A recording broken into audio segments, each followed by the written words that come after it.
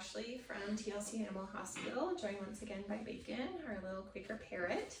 And I'm going to be talking about housing and caging for your pet bird. One thing is to try to avoid older cages. Sometimes you'll run across these in flea markets and things like that. But cages from the 90s and older, there is a potential risk for them to have lead-based paint, and since birds like to chew, they can ingest that and get lead poisoning. So you do want to avoid older cages. Also try to avoid any galvanized metal, and that could be the cage, that could be toys, that could be screws and nuts and bolts used for food and water bowls, things like that. Galvanized metal has a high zinc content, and again, birds like to chew, so if they ingest that, they can get zinc toxicity. Good ideas would be to try to find cages that are either steel or powder coated. They're easy to clean and they're non-toxic. You do want the appropriate sized cage. Minimum for the main daytime cage, you want the bird to be able to extend their wings fully. And have the cage be at least 1.5 times the wingspan in all directions, so that they are able to move around freely without damaging their feathers.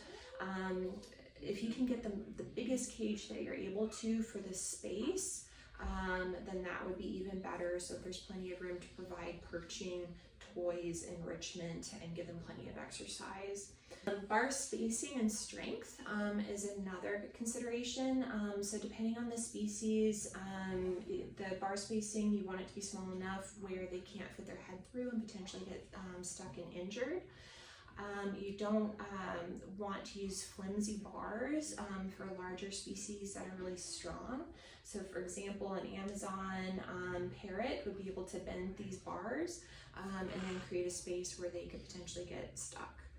At the same time, you want enough space between the bars where they can comfortably get their beak on there so that they can climb around without hurting their beak. You do want to use a variety of different perches. Perches are what they stand on.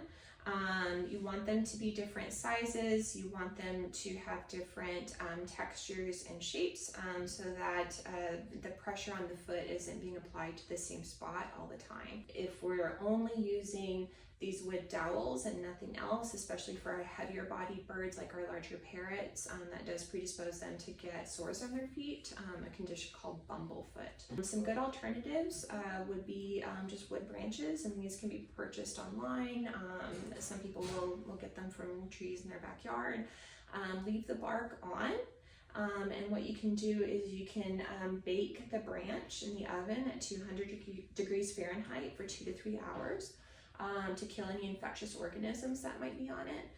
Let it cool fully, and then you can use non-galvanized hardware, or you can put notches in the branch to go ahead and attach it to the cage. Another good option is cholla wood. Cholla is a cactus that has little divots in it, and you can oftentimes find that online to make perches or even stands with. We do want to have enough perches and toys in the bird's daytime cage so that they have plenty of options, their environment's enriched, but you don't want it so overcrowded where the bird has trouble getting around, extending their wings, and is potentially damaging their feathers, particularly their tail feathers.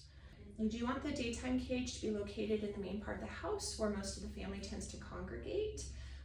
That way the bird is getting a lot of social interaction during the day. You want a separate nighttime or roosting cage that's located in a quiet part of the house, and this is for sleeping. In order to maintain optimum behavioral health and emotional health, birds need between 10 and 12 hours of sleep every night, and that usually doesn't coincide with our human schedules. So by putting them in their roosting cage or their sleep cage, turning off the lights, making sure it's nice and quiet. Some birds like it if you cover the cage with a blanket, then they're able to get their shut-eye and their beauty sleep. The nighttime cage can be quite a bit smaller than their daytime cage. You don't want it to be too cramped, but it doesn't have to be as extensive. It doesn't need as much in terms of perching. Don't really need to put any toys in there because they should be sleeping, not playing. water for sure, and then depending on how long they're in there, what time you get up in the morning and move them to their daytime cage, probably want to put food in there as well. For the bottom of cages, you do want to line it with paper, and that could be newspaper, that could be unscented recycled paper bedding, it could be your old tax return. If you don't want to keep those around anymore, don't do that. But things that you want to avoid, you do want to avoid corn cob bedding.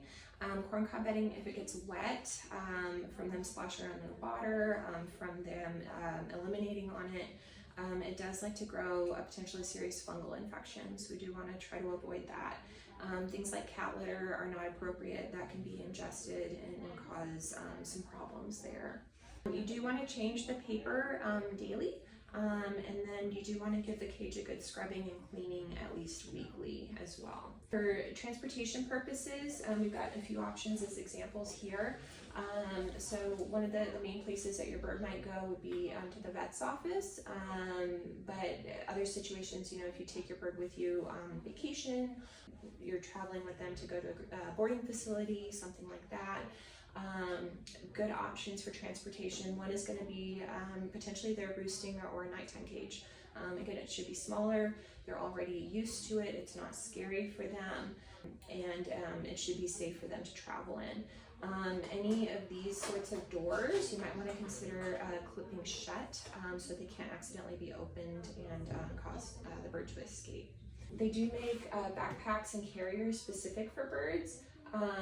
They also make plexiglass bird boxes that have perches in them. Those are good options. For these carriers that have a fabric component, you don't want to leave the bird unsupervised, especially if it's one of the parrots that have the hooked beak, because they are good at chewing things, so they can chew open the zipper, they can chew open the fabric, and potentially escape. Cat carriers can work depending on the size of the bird. You do want it to be solid-sided. Again, if it's fabric, you want to be able to watch them so that they don't chew into it. What makes a difference is the bar spacing. So because of how big these bars are, this would not be a good option for smaller birds. This would be an okay option for larger parrots like Amazons. Big birds like macaws, you can even transport in small wire dog kennels. Again, make sure that there's clips on there so that they don't get the latch open, which they are good at doing. Cardboard boxes can be used in a pinch, but again, make sure that they're not unsupervised. In case they do decide to chew a hole in there, there does need to be ventilation holes, and make sure that there's no exposed tape that they could potentially get stuck on. What's a bad idea is to take your bird anywhere just loose on your shoulder or on your arm. Birds are a prey species. Even if they're generally very good away from the house, if they get startled, their first reaction is going to be to try to fly away. If the bird is flighted, you might never see them again. If the bird is not flighted, they could still try to fly, and they could actually hurt themselves by falling. If you're taking them somewhere like the vet office, there's usually going to be dogs in the parking lot, in the waiting area. Some clinics have clinic cats, and that can create a very dangerous situation for your bird very quickly. So we don't recommend taking your bird in without a safe carrier to keep them safe.